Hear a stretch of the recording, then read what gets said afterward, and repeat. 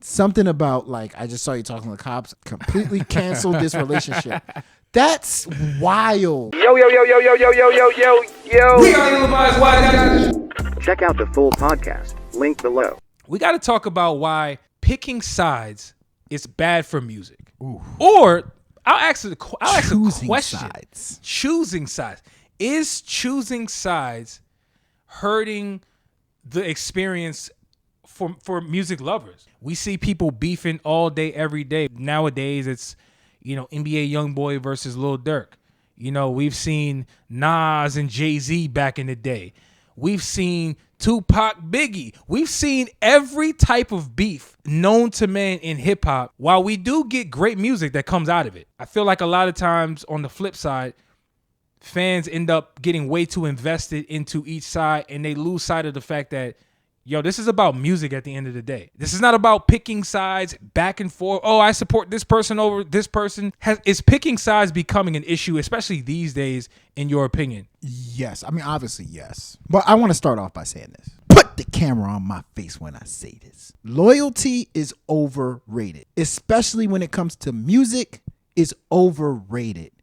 Only thing that loyalty does is set you up for disappointment. I say that to say, in the hip hop game right now, too many people are trying to be loyal to people, but it's actually messing up what's going on in hip hop overall. The first two people that come to my mind is NBA YoungBoy and Lil Durk, like you mentioned earlier. They're arguably the two hottest rappers in the game today, right? What I hated about NBA YoungBoy's F the Industry Part 2 song was he was giving reasons why he can't mess with certain rappers, and he came across Drake and said, oh, Drake chose a side, so I can't rock with you.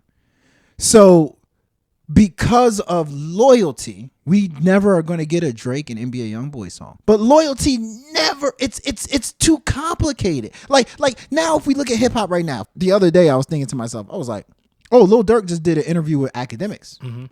But wait, Academics is friends with Tekashi 6ix9ine. But so shouldn't he technically not do an interview with Academics and blah, blah, blah, blah, blah? People think that they're being but it's not, doesn't work that way. Like, loyalty is complicated. It doesn't work in the long run unless you guys are equally loyal to each other, which is rare. Don't build friendships off loyalty. Personally. I gotta say this real quick. You know one thing I noticed about this conversation? So it's two sides to this. You touched on one side, which is the artist side, deciding whether they want to be loyal or not to whoever they want to be loyal to, and that impacting what art ends up or lack thereof being created. I got a beef with the fans. You know why? Because if artists want to move around like they street and move with street morals and integrity, because essentially that's a lot of times what ends up happening, bro. Last episode we talked about whether street culture is having an impact on the community, and we talked about Ja Morant. I feel like that street mindset, that street culture is impacting fans. Fans are adopting these snitching codes. Fans are adopting these street ideologies, acting like they apply to loyalty, them. They don't apply to like you. A loyalty. You are a fan. Is like exactly like you're a fan. So you're like I'm loyal to NBA YoungBoy, so I can't listen to Lil Durk. Really, bro? You're a fan, and you are having some allegiance to. And you've not had a You more than likely have not had a personal experience with that artist, so you don't really have a reason to be loyal other than you like their music. I mean, loyalty in the hip hop game is overrated too. I don't want to go too hard on the rappers because friendship is friendship. No, but I want to make sure when I say loyalty, go ahead. I don't mean, oh, you can't be friends. See, there is a difference between loyalty and stabbing somebody in the back. Okay.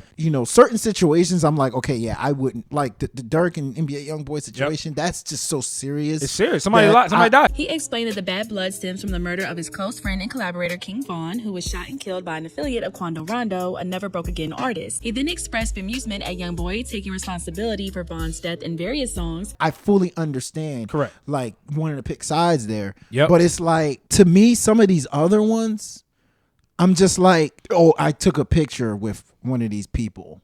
Let me just put it this way. Go ahead. We are missing out on some great collaborations because of loyalty in music. One of the things that I think sucked so bad as a kid was when we never got a chance to see No Limit and Cash Money work together. People may laugh now when I say names like Silk the Shocker and Master P, but there was a point in time where they were flaming hot. Like Silk the Shocker was one of the hottest rappers in the game. And like a year later, after he was booming, Cash Money came out. Right. We never got a chance to see like Master P and Lil Wayne work together. Yeah. Like Master P, Birdman. Master P and Birdman, they both from Louisiana. And for whatever weird loyalty reason, we never got collaboration. These how crazy that is. Well, the whole East Coast versus West Coast beef. It was We competition. never got Tupac and Biggie, the hottest rappers in the game. We never got 50 Cent, Jay-Z. We never got, We never got 50 Cent Josh. we never got 50 Cent. I didn't want that. We never even got like Lloyd Banks and Memphis Bleak. It really hurts hip hop. I would love to see NBA YoungBoy and Drake. I would love that. Here's Kodak and YoungBoy. I think they're cooler now, but like I would love to see that. Because you're right. I think at the end of the day, I want to be very clear. Even if I'm speaking on this or you're speaking on this and we're missing maybe some of the nuances of maybe personal things that have prevented some of these artists from collabing, that's fine. But the overall point is I'm almost certain that most of these dudes don't really have a real issue. This is dudes choosing allegiance based on who they know and who they're choosing to show loyalty to at the end of the day. You think about artists like Drake and Kanye. They collabed earlier in their career. Now, granted, again, maybe this is deeper than people actually know. Maybe it does have to do with a girl. Every rapper's competitive. Exactly. Every rapper's competitive. And you know, most of the time, a lot of dudes end up beefing over women. Yeah. Think about what's going on right now. Drama's beefing with Meek. Yeah. I mean, they had And they're both in Philly. And they're both in Philly. Drama's not an artist, so it's a little different in terms of a collab per se. But the conflict is, to me, at an all-time high right now. Can indirectly impact Uzi working with Meek. I don't think it will, but like DJ Drama and Uzi are affiliated. And that's why I said loyalty is overrated, because I'm just like, guess what somebody can do?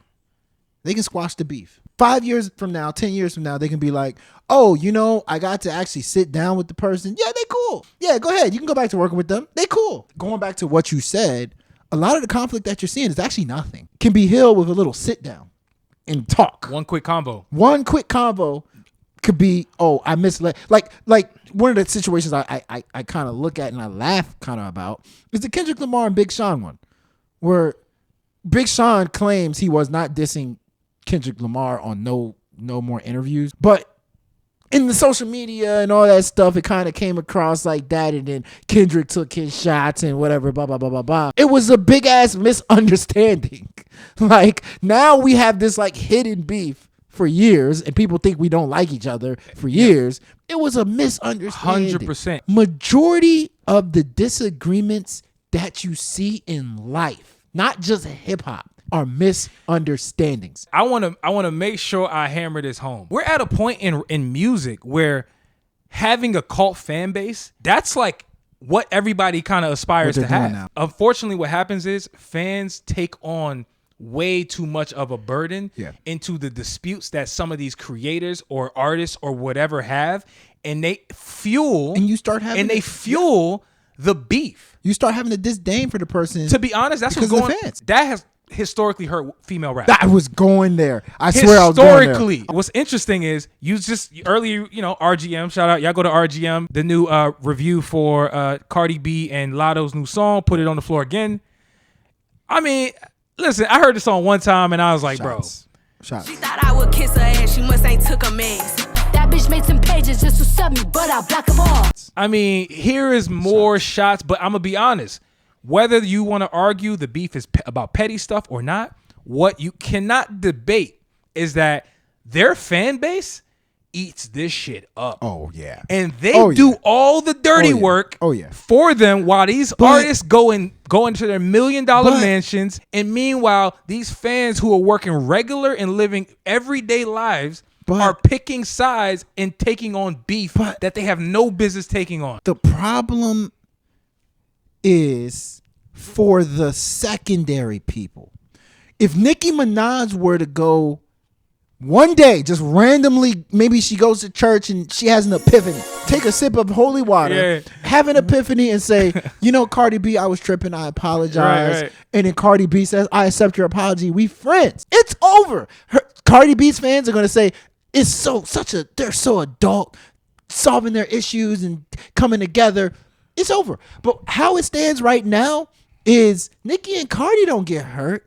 It's the people that work with Nicki and Cardi that get hurt. So I was laughing because I wrote this in the review. I said, Nicki and Cardi are creating like teams. Facts. They're creating teams. You know what I say right now? I said Latto's team Cardi now. Latto cannot work with Nicki no more. Well, she wasn't already going to. Right? Purposely trying not to understand what I'm saying. You don't even understand what you're saying because Bia is working with Nicki Minaj. If Bia works with Cardi B now, that's gonna be like, oh, why you working with Cardi? You was working with Nicki. Nah, you a backstabber. The people They under picking sides, bro. That's why I said the NBA YoungBoy and Lil Durk thing. I understand. That's a tough one. It's different. It's not them that gets hurt. It's the people that work with them that get hurt. I think Lil Durk mentioned this with academics. He said, to your point, somebody on his team went to the Baby, said, "What you doing working with NBA YoungBoy for a full album?" And Lil Durk had to be like, I DM'd the Baby and told him, whatever you got going on, y'all doing a tape. I'm like, that's y'all. We don't have no beef. We don't have, why? Yeah. I don't give a fuck because you did a album with that man. Easily. I'm telling you right now, Cardi B and Nicki Minaj can wake up tomorrow. Somebody can give them the bag to squash their beef. And then they're all cool. That means it's over. So all the songs we didn't get from all the people affiliated to Nicki and Cardi, it meant nothing because they squashed it. These artists fuel off of this. They create movements off of it. Angles when it comes to songs. They literally feed off of this. So there's no incentive for them to stop it. I'm not so much talking about the artist per se, but I'm saying from a fan standpoint, we have the option to decide whether we want to feed into the beef or not. Most of these beefs are disagreements, misunderstandings that can be fixed with one simple phone call. Jim Jones and French Montana squashed a 10, 15-year beef. They were taking shots at each other for a long time. Speaking of them, remember how early we brought up 50 Cent and Ja Rule? That was the beef between 50 Cent and Fat Joe. Yeah. Oh, yeah. Fat Joe, Jadakiss, all of them were cool with Ja. Yeah. So they did the song, but they're cool with him. 50 automatically said, he lumped them in. You're all lumped in together. And then they all became friends. At the end of the day. So because of whatever moodiness that everybody wanted to be, we didn't get for 10 years when Jadakiss was at his hottest, Fat Joe was at his hottest. We could not get 50 Cent in a Jadakiss song because of some weird misunderstanding / loyalty. I waited way too long to even mention his name because what's going to happen now that Gunna has come out I forgot. Yeah, of the woodwork. Gunna just dropped a new song. If you guys didn't know, it's called Bread and Butter. Always stay solid. Keep it real with niggas, never lie, and always stay honest. Love my bro so much, I never change on him. I mean, here's another example of how people were already questioning whether or not Gunna, when he does come back out with music, whether he could be what he was. Oh, bro, stop when they play Gunna, bro. They don't have fucking Gunna in Atlanta. Is the fact that everybody's flipping on him, whether it's the Lil Babies, the Lil Durks, the Meek Mills, all them people who have shown public condemning of Gunna, will that impact Gunna or not? I'm going to tell you right now, I'm going to listen to Gunna. I don't give a damn about this snitching shit. I'm not a part of it. Just accept the music, enjoy it, and decide whether or not you like the song or not. It's that simple. Well, the problem we don't is, gotta get into the whole, hey. I mean, don't get me wrong, it's entertaining. Hey, is Gunna dissing Lil Baby? Is Gunna dissing Lil Durk? I get it. We gonna do that regardless. But I'm talking about to go as far to be like, I'm not listening to Gunna's music because I rock with Thug. Honestly, that shit whack, bro. Gunna is a very talented rapper. Some of the people that are accused of snitching a lot of them are not as talented as Gunna. But we can say names because it's 6ix9ine. You have to because it makes the point, you know. But Gunna before going to jail was an A-list rapper. He didn't lose his rap skills. I expect Gunna to make good music. It kind of reminds me of Rick Ross, where people started calling him a cop, CO. You know what Rick Ross did? Rick Ross made good music. And then slowly but surely, There you go. people still were collaborating him. He actually got more popular. There you go. He used it to his advantage. Exactly. So Gunna, I know Gunna can make good music, but who's gonna collaborate with Gunna? For Tekashi, when he came out of jail, one of the people that stepped foot on his side was Nicki Minaj. That was a major endorsement. She still worked with him. Who is going to be bold enough to still work with Gunna? Gunna is so good as a musician. He has already proven on various projects, whether it's Wanna, Drip or Drown 2, he's proven that he doesn't need to collab with artists to make a good project. The issue with Gunna is, will he get the same producers? Weezy came out. Weezy out of here. Yeah. Came out literally That's 2 his weeks guy. ago and condemned, I'm not working with Gunna no more. That's Gunna's issue. He's going to find producers that can. But we can't act like Try to certain emulate that artists sound. haven't made magic with other certain producers. I agree, but and that's been what's been able to propel their career. So to me, that's what I'm watching for. Will he be able to lock in with a producer that's He'll going be to understand able- his sound? You know, he'll be able to get some of the R&B stars. I think Gunna still. I'm sure that song that he just came out with did serious numbers. Like people still stream the hell out of it. The name of the game is money. And I think Gunna can make money for people more than a lot of these other people can make money. So if you want money, I would work with him. If you were a rapper, would you work with Gunna? absolutely. Why not? But if I'm a street rapper and I live by If you no were a street snitching, rapper? if I'm a street rapper and I live by no snitching, I'm close to the people involved. I You might have to can't. pull back. At this point, you can't. What's crazy is Which sucks. I You can't. understand the dilemma that a lot of these rappers who are close to the situation are. The Lil Babies who are close to Young Thug. He's said mad times how much Thug brought him into the game as a rapper, showed him how to rap. He's even said Gunna wrote his first rap. I started rapping, and he actually started like helping me, you know what I'm saying, rap. Like I didn't pay Gunna to write my songs out, but like when I first started to rap, I used to like pay him like $100, like I'm gonna give you $100, like write something for me so I could like try to learn how to go in there and record it. That's the one that kind of bothered me. I mean, hey. Like they were brothers. They're slimes. They slats and slimes. Why is it in the hip hop community you can shoot people, you can beat your partner, you can do drugs, you can go to jail, you can slap your mom in the face? I don't know about that one. That's just a joke. Where you going with What this? is it about the moment somebody says they talk to police? It can be like, oh yeah, you know, I was outside and I saw the police and I shook the person's hand. I'm done with this person. I don't even want to know. We had a 20-year relationship. I'm completely done. Probably even smash somebody's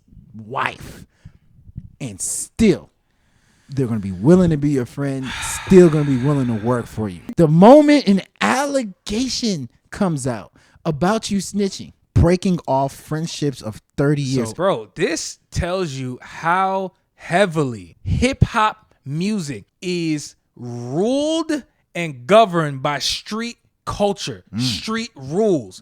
I mean, It don't make sense why I get- somebody working and paying taxes is living by street codes, talking about, I'm not going to tell on the person who robbed my house. I get it. You know why? No, Because I get I'm it. a snitch if I do. I How? get it. I have a sneaky suspicion that I think people feel pressured into living in that manner.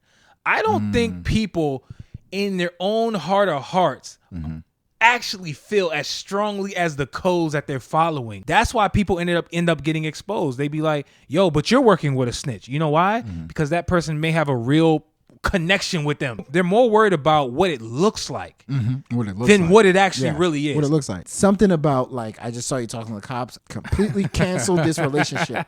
That's wild. If you did that to me, I'd be like, but you don't even live by street. You're not That's- street. This needs to be said. Nobody is saying this. Tory Lanez was accused of shooting a woman, and still people were like, oh yeah, Tory, I rock with Tory though. He didn't get bullied, or he didn't get the same type of heckling. But I'm here to tell you that further proves that hip hop fans, the culture, is okay with the disgraceful treatment. You went through a whole laundry list. Proves that people are okay with nonsense that has been accepted over time. But for some odd reason, snitching is the big bad wolf. In your typical human being's life, that's Yo. low on the totem pole of things that would make me cancel like a 30-year relationship. Listen to the full episode. Link below.